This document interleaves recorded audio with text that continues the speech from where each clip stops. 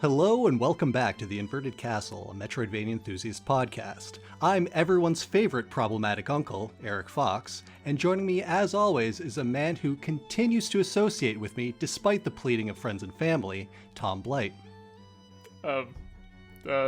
This got weird? As it often does with me, and, well, let me just preemptively apologize for my words and deeds regarding Shantae, Risky's Revenge, a game released in 2010 by WayForward on the DSiWare platform, which, of course, is no longer a going concern. It's had 8 years, hence sequel to the original Shantae on the Game Boy, and is, as a era-appropriate downloadable title, is fairly, I'll say refined, perhaps cut down, but is otherwise more of that hair-whipping, half-genie magic-slinging, simple action, platforming type thing. Yeah, I mean, we were just talking about it before we started the podcast.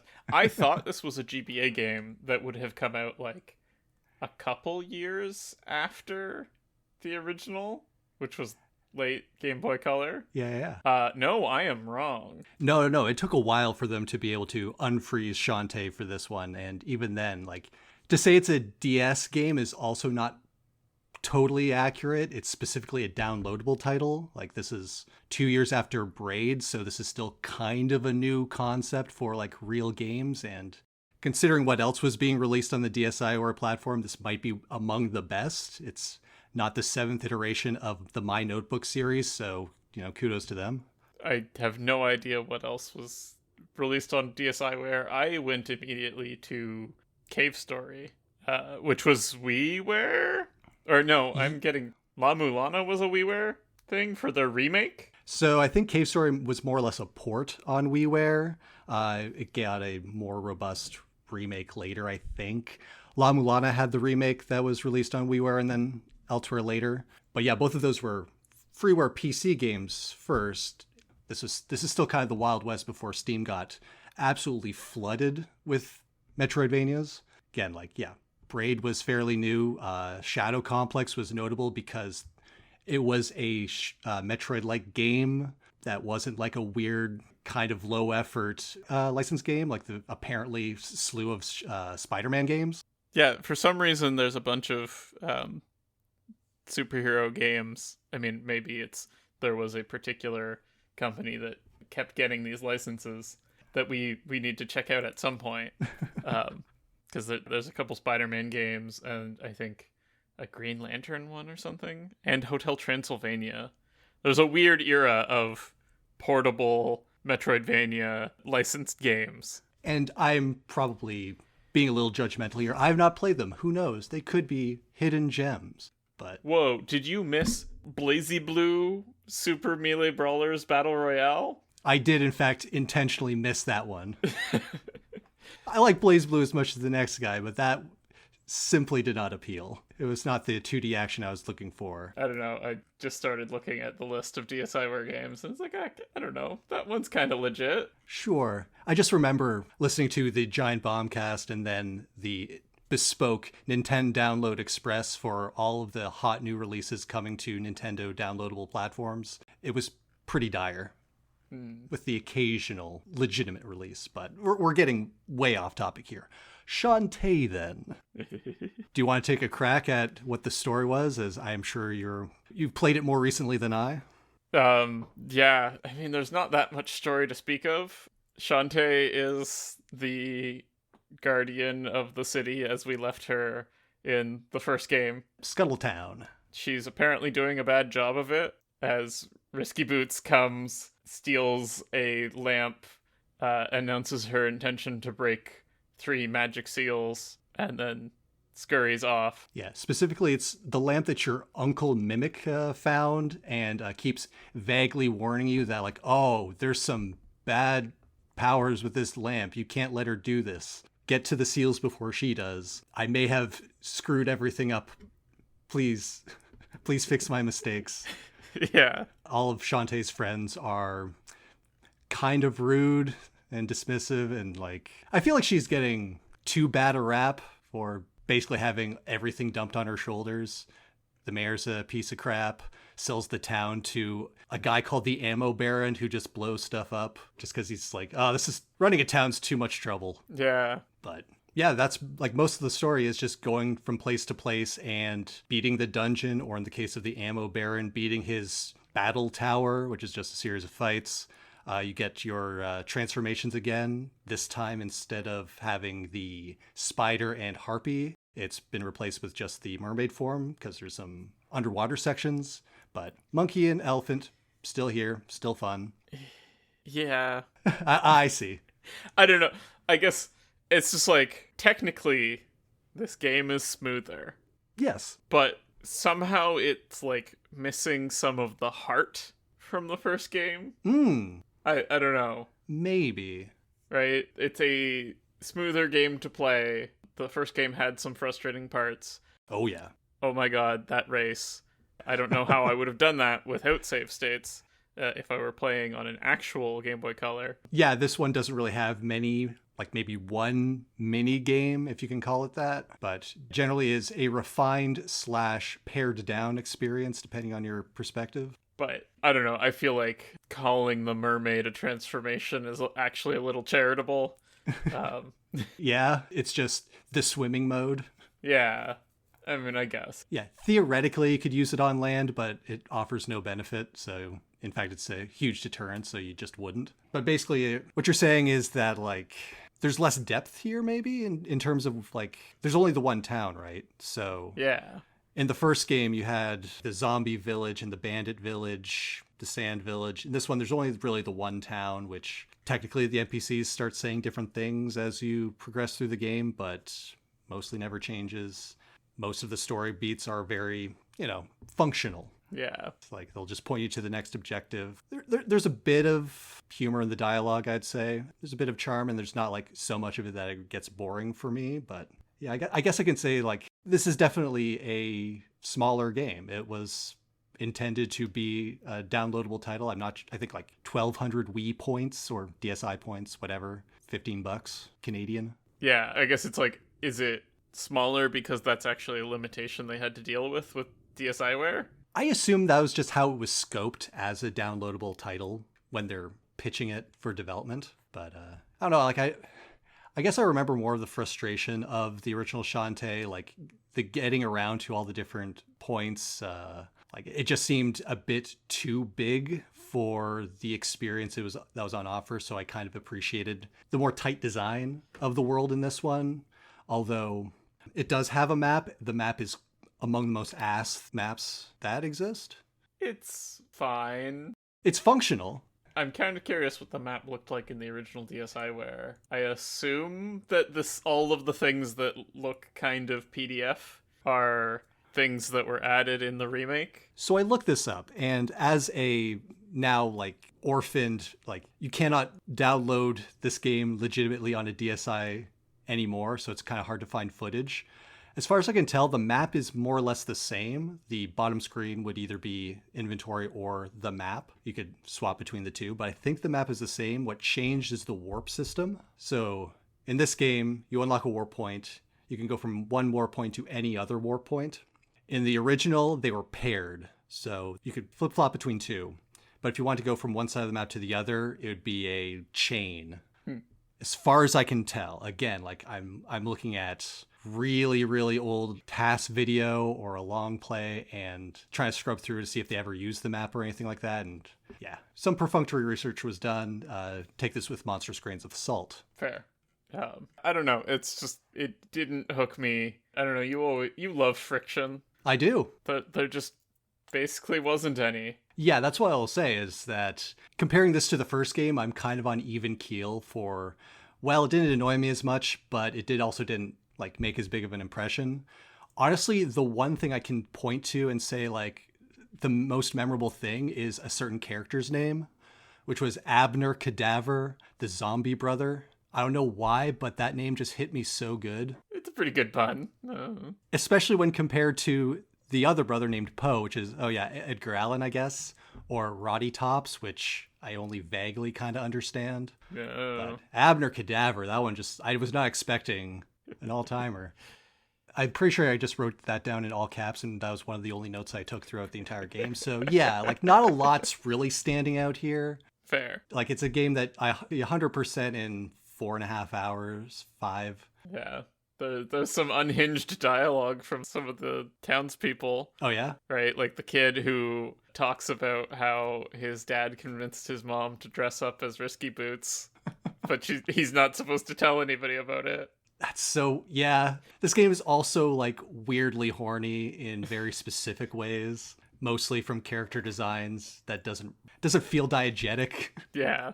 I mean, also on the dialogue train, Yeah. I went back to the woman who tells you about magic jams, expecting her to be like, oh, she's going to give you hints to the magic jams that you don't have, because forever she's been telling me about the extra magic jam that the Squid Baron stole that I could not get because I didn't have the mermaid form yet, right? Yes. After you get that, she just says that she ate a monkey once and she regrets it. I was like, okay, What could that possibly mean? cool talk. This is a English language original release. This is not a lost in translation thing. What do you mean you ate a monkey? Shantae is sometimes a monkey. This is an act of aggression. I maybe they just wanted to make a statement on bushmeat. But what's the statement? I don't know. That it's sometimes bad? Thanks guys. That it's regrettable? I don't know. Yeah, it's just like, I can't help but feel like a lot of it is kind of perfunctory. They just had to write some dialogue, and I guess whoever the writer is, or like just had some spare moments and were like, well, let's just dump our brains out on this one. Yeah, at least they had some fun with that. The dialogue, right? Absolutely. It seems like it's still like what the tone is tends to like not be entirely consistent. It seems very silly and like, cartoonish, but weirdly horny, and then also just weird. Like, who's this for? Other than specifically the creator. Well, it's, I don't know, boys who are going through some sexual awakenings. Oh. This might ruin them forever. Man, I want a girl who's sometimes a monkey, sometimes an elephant. Man, unrealistic standards. Yeah, exactly. Regardless, we're just midway through the story. There's only 2 real dungeons. Yeah. Technically, the middle dungeon is just the battle tower, which you can then rerun again for optional upgrade. Yeah. But after you get all 3 seals, oh no, your uncle got kidnapped. I'm pretty sure it was the uncle. Yes. And so you then do a side-scrolling shoot-'em-up level as the mermaid. Yeah.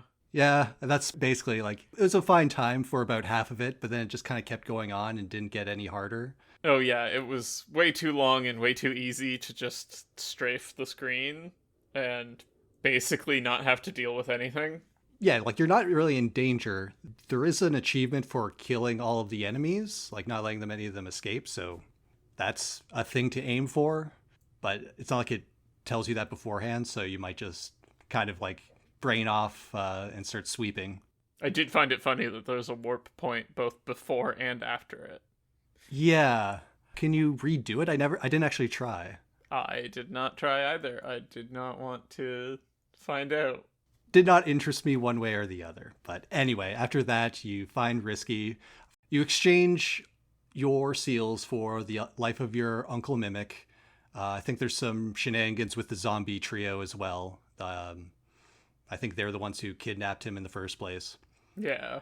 In exchange for coffee, which they need in order to live, and your brains. But they don't get that. Yeah, this just makes them seem really dumb, right? I mean, I guess they're zombies, but like, I don't know. It's Risky is just like, I altered the deal, and they're just like, oh, okay, I guess we're just gonna shuffle over here now. The goon squad. Poor Abner. He deserves better. But Risky's plan comes to fruition. She uses the lamp in order to steal your genie half. Shantae being a half genie, in case you've forgotten from the first game. And that becomes the more or less the final boss of you fighting your evil twin. But as a result of this, you've lost all your genie powers. Yeah. And roll credits. Yeah, I was really expecting, and then you fight Risky. But no. No, like there's a refight of her boat, which was also the tutorial fight, more or less. Yeah, which like that also did not really change from the tutorial fight, except sometimes the cannonballs make minions, which I don't think happened in the tutorial. Not to my knowledge, but yeah, just a refight, the same mechanics of just waiting for the barrel to appear in the mouth and then hit it. Very pattern based, unlike other ones, which at least have the more boss openings, whip hair damage / use spells. This one was more binary than that. Yeah. But yeah, it was weird to have a somber end, I guess. Like, Yep. It's just like, okay, we're retconning you, I guess. You're not a genie anymore. yeah, I think I remember reading that this was planned to be part of a series of games, like a trilogy that got scrapped. So maybe they just didn't change the story as much, but who knows? I'm sure in the next game, either this gets retconned or I don't know. We'll have to see. That will remain a mystery. Probably just gets new magic. Why not? I don't know, maybe like a mundane hero. Yeah. It's just like the like one thing that your main character can do is transform, and then you took it away for the boss. Right. Not that it was ever useful in boss fights, What, the magic? the transformations. Oh, I guess, yeah. I never tried using I guess it would be the elephant charge, which I think is really the only one that you could use. Stomp, maybe, but Maybe stomp, but mostly it's just, yeah, hair whipping / the spells you buy at the store. So it's not made clear if everyone can just use these, if you got the jam to pay. yeah, I don't know. But yeah, it's like in the first one, every boss required the use of their transformation, right? Or at Right. least heavily suggested it. I think I managed to get away with not doing it in at least one of them, right? But in this, it's just kind of like, okay, just kind of hit them as much as you can and dodge. Yeah, and also 4 bosses total if you're including the boat as a singular one. Yeah. I can see what you mean by there being less in the same amount of space in the game as well. Like less creativity. The dungeons are kind of samey, like the two that exist. Like they have different gimmicks, but they could be one continuous zone and I wouldn't really see the difference. Yeah. There's even like going back to the first one, once you have the mermaid transformation from the third one. Yeah. Like they don't have their own identities. Yeah, aesthetically, it's still the same cave walls with, I think, just slightly different color. Yeah. It didn't last long enough for me to get tired of what it was doing, but yeah, I can see where you're coming from. And yeah, mechanically, it's also a reduction. 1 less transformation, 2 of the same ones from earlier. Belly dancing now no longer requires any input from you. It's just how long you hold it will determine which transformation you get. And unlike the first game, you can't warp at will. Yeah. Like you got little like essentially ocarina songs to warp, but no, in this one it's just hold the dance button, which is the transformation button. I mean, that one doesn't bother me, but No, I guess I could see how that might bother. it's more of a factor of how it's presented immediately, where in the first game, once I see that, oh, like holding the different directions changes the dance, that ignites my imagination for where they could go with that, and then thus anticipation. Yeah, that's fair. I mean, like, I guess if you just had a ocarina that just opened a menu, Yeah. or cycled through songs or whatever, right? That is less interesting than an ocarina where you are memorizing tunes, which is essentially what the dance moves are, right? It's the Wind Waker arrows, I guess. Yeah, like it's the idea of there's only so many different things you can do with just the button that you hold down longer to do a thing.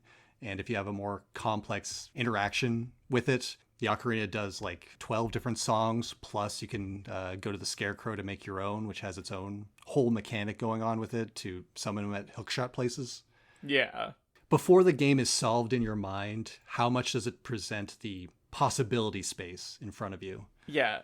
This one was very simple from the beginning and didn't really go farther than where it started. Yeah. And I think like it is kind of nice to have a little mini game Yeah. to do the thing. I guess it depends. Like, I think that's the intention, was for this to be a smaller scoped game. Like you're not supposed to spend a huge amount of time with it.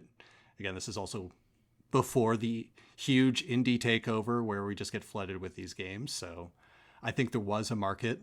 This is also a game that from the jump, once you get the map, you see the entirety of the world, basically. This is how big the game is going to be. There's nothing really left to the imagination beyond, like, how big is the dungeon I'm in? Who knows? Yeah. How did you feel about the forward back layering?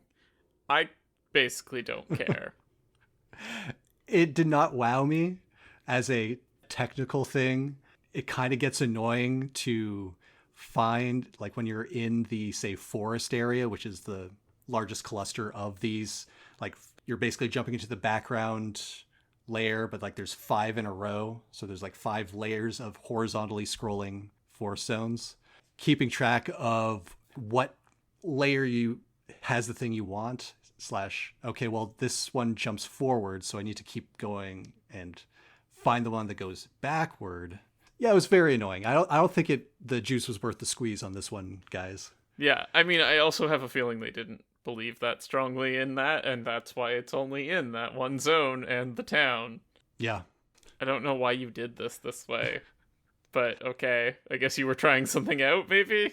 I guess. Like, they clearly made the town, and then maybe, like, the forest was then designed, and they just couldn't go back on how they designed it, or figured it was a way to differentiate the forest from the desert area, which was more like underground caverns.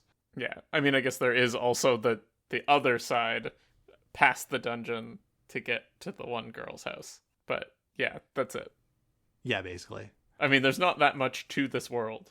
That's the thing. Like, I'm not sure if they just gave up on it or they just decided, no, that's fine for this area. The other two will have different things like water or caves. So really, we'll have to wait for the next game to see if they stick with this as an iconic feature. Like, maybe they're trying to do something somewhat similar in, like, ambition to, like, the towns in the original game where you had that, like, pseudo 3D parallax effect to, like, choose what house you go in. Like, there's a behind the back camera on Shantae as you just kind of spun in a circle. Yeah. That was a weird, like, technical thing that they did on the Game Boy. I don't think it tracks here, but I don't know. Yeah, it's just like, this was a game. It was a game. Apparently, it did well enough that they wanted to make a sequel. Yeah, you wouldn't make a sequel out of this? Maybe at the time, it was right for the price point. I didn't own a DSi at the time. Did you? No, I habitually don't buy hardware refreshes. So I went from the original gray DS to the 3DS. Right. Same here. The DSi was it never made a case for itself to me. At the time, I had also not played the Game Boy Shantae because who had? Presumably somebody. Just no one in my cohort. But man, it became more of a series after this. It was out of the game for 8 years. And then I can't remember when the next one comes out. 2014. So just 4 years later. Half the time it takes. And I believe that one is more of a full-fledged game. This is just vague perception, I'll say. We'll get around to it eventually, I'm sure. When I forget how underwhelming this game is and decide, third crack at the apple, let's go. But how about, like, do you enjoy the platforming in this game? Like, it's mostly the monkey form. It's fine. I was surprised when I encountered the up and down moving rockets from Mega Man X. They are aesthetically out of place. Just randomly in the middle of the beach area are these metal rockets, just kind of like launching back and forth, and you gotta use the monkey ability to clamber around them. I think they're vaguely tiki-ish. I don't know. I think they're too metallic, but again, like, maybe this is just going back to the series doesn't have a coherent aesthetic for me yet. I think the sprite work is very good, but the, like, UI elements of the pause menu and dialogue scenes have a similar thing to my complaint about Haiku, where it's like too neat and high res for the sprite work, and so it feels like placeholder or just like really out of place. I don't know.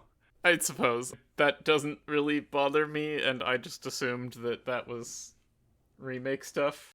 Like seeing some screenshots of the original, I mean, they were still pretty high res comparatively. Sure, but I like pixelated text. I think is the thing. I think I just like that aesthetic, and when it becomes too clean in a game that's otherwise not, I don't know. It clashed a very tiny bit. I'm only bringing it up because I need to be consistent as a person in my opinions. If I didn't bring it up, they'd be like, "Well, you hated IQ." Listen, or Haikyuu. That's a different thing. I don't think they have a volleyball Metroidvania. Not yet. They have a pinball Metroidvania. How hard could it be?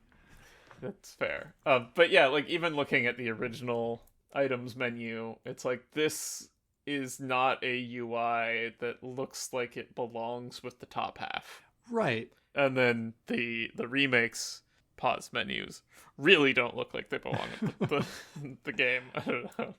It seems clean and functional, and this is a video game menu rather than like a diegetic. This is how a half genie sorts her items.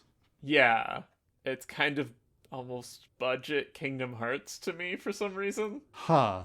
I don't know why I'm getting that vibe from it. I guess Kingdom Hearts has kind of the same menu style. It's a hell of a pull. That's not where my mind went, but sure, I'll let you have this one. But I think we've said basically everything that can be said about this game. Oh. Yeah, we didn't like go through an entire itemized list of every ability, which gates your progress, which is, just the transformations and the one extra ability they get. Monkey can climb, cool. And then also do a lateral shoot move to clear gaps. But mostly it's climbing and fitting into tight spaces. Elephant breaks stuff and breaks stuff vertically. Mermaid is underwater and then eventually gets a projectile to break stuff underwater. Yep. That's basically it. And then your various magic spells, which you can buy at the store, they just help with fighting and occasionally puzzle solving, where a magic chain will be locked behind. You need to burn this thing with the burn spell. Yeah. But again, there's one each of those in the game. Very small game. Every health up is just single. You don't have to get 4 heart containers. You just get one and done. And the last thing I'd like to mention is that for whatever reason, as you progress through the game, the first zone you traverse through to get to the forest gets populated with harder and harder enemies, because you will be going through there back and forth throughout the game. So some attempt was made. Some other areas gain enemies. I noticed skeletons appeared in the forest. I went back to the mayor's place to see if there would be anything there, and there are some enemies from the 3rd dungeon there too.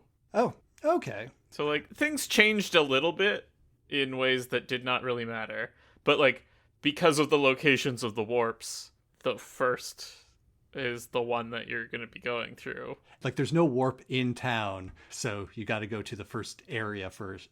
Yeah. So, I don't know. There was an attempt at changing things. Does it matter?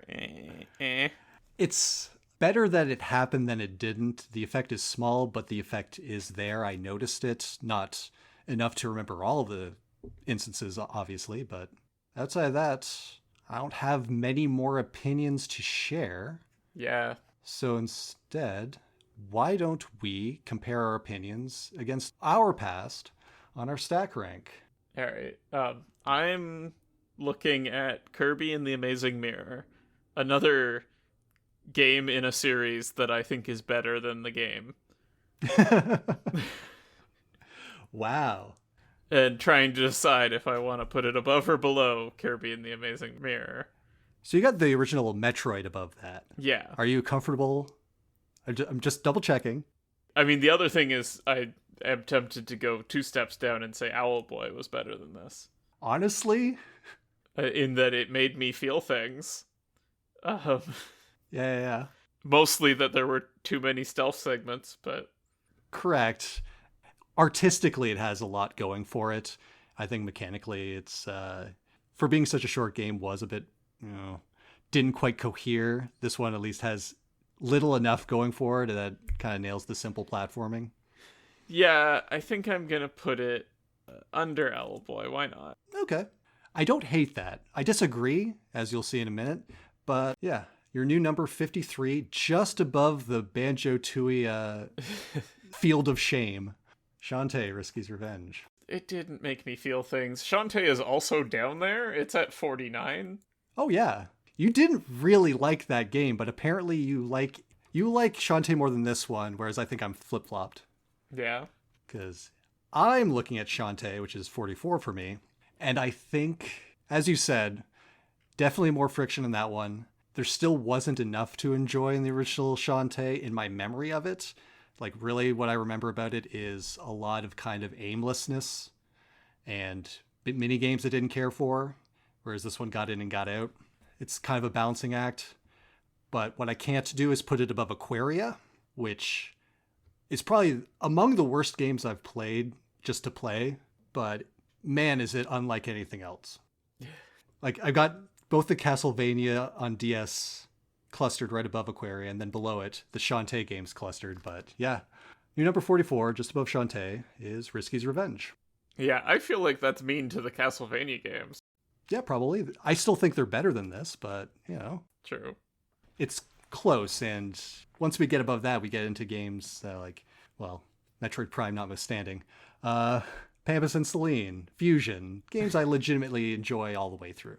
I give points for ambition, and this was kind of a pancake with no syrup to me. Fair enough. Honestly, for Shantae the original, much like pancakes, by the end I was fucking sick of it.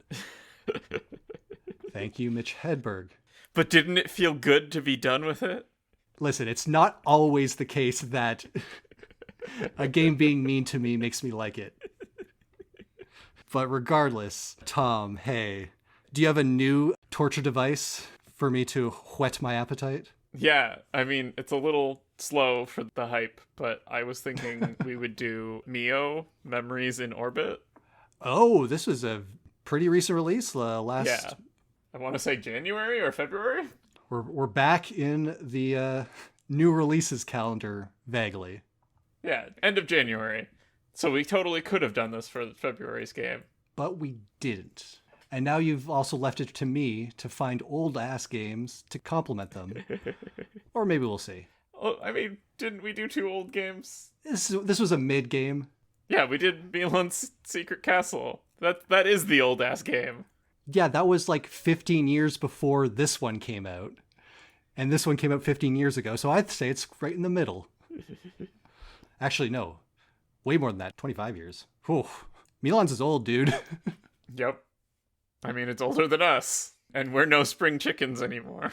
True enough. And listener, if you're also older than us, let us know. I'd be very surprised to hear that. Please leave a comment on our YouTube page. I wouldn't be. On Facebook. You can email us at invertedcastlepodcast@gmail.com or on Twitter/X at InvertedCastleP. Never forget the P, as well as various other social media platforms. Inverted Castle, basically wherever. I would also like to shout out Colleen Fraser for the use of her composition String Quartet No. 1 as performed by Duos Duet, which we have co-opted as our intro and outro. But that's going to do it for us. I've been Eric Fox. I've been Thomas Blight. And remember, kids, genie stocks are down. Invest everything in monkey paws. I hear they're delicious. Cool. You're going to regret that later.